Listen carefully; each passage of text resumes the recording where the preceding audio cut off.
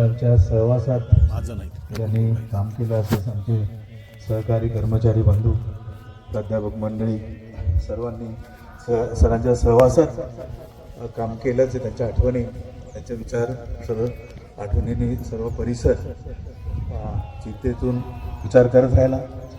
सरांनी आजच्या 30 वर्षापूर्वी जे स्वामीरामन तीर्थ मराठवाडा विद्यापीठाचे प्रथम कुलगुरू म्हणून जी विद्यापीठाची जडणघडण केली, त्या काळात विद्यापीठामध्ये इनोव्हेटिव्ह प्रोग्राम्स कसे असायला पाहिजे, विद्यापीठामध्ये पारंपरिक विभागाचे विभाग न ठेवता शैक्षणिक संकुल देऊन अनेक विभाग त्यामध्ये असतील, जेणेकरून एक कोलॅबोरेटिव्ह रिसर्च हा कन्सेप्ट तेव्हापासून मोठ्या प्रमाणावर जागतिक स्तरावरचं संशोधन माझ्या या विद्यापीठामध्ये कसं होईल हे सरांनी बघितलं.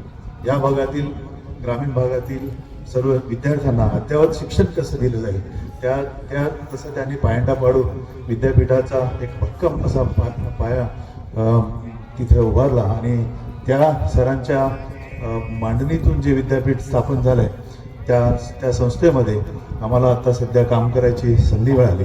त्या विद्यापीठामध्ये मी प्रकुलगुरू म्हणून काम करतो.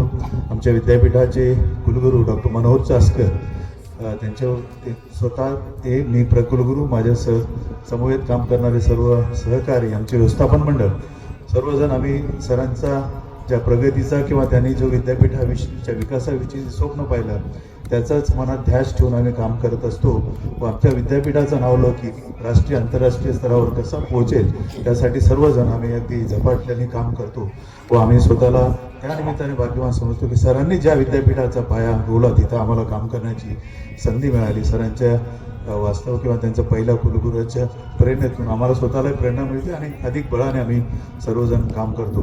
आमच्या सर्व विद्यापीठ परिवारातर्फे, आमचे विद्यापीठाचे कुलगुरू, माझ्यातर्फे सर्व आमचे व्यवस्थापन मंडळ सदस्य व सर्व घटक विद्यापीठाचे सर्वांच्या वतीने मी सरांना श्रद्धांजली अर्पित करतो व वाघमारे परिवार तसेच एकूणच राज्याच्या शैक्षणिक पोकळी जी निर्माण झाली आहे ती भरून निघणार शक्य नाही की वाघमारे परिवार व त्यांच्या सगळ्यांसाठी मी हे दुःख पेलण्याची त्यांना शक्ती मिळो अशी प्रार्थना करून माझे श्रद्धांजलीपर मनोगत संपवतो.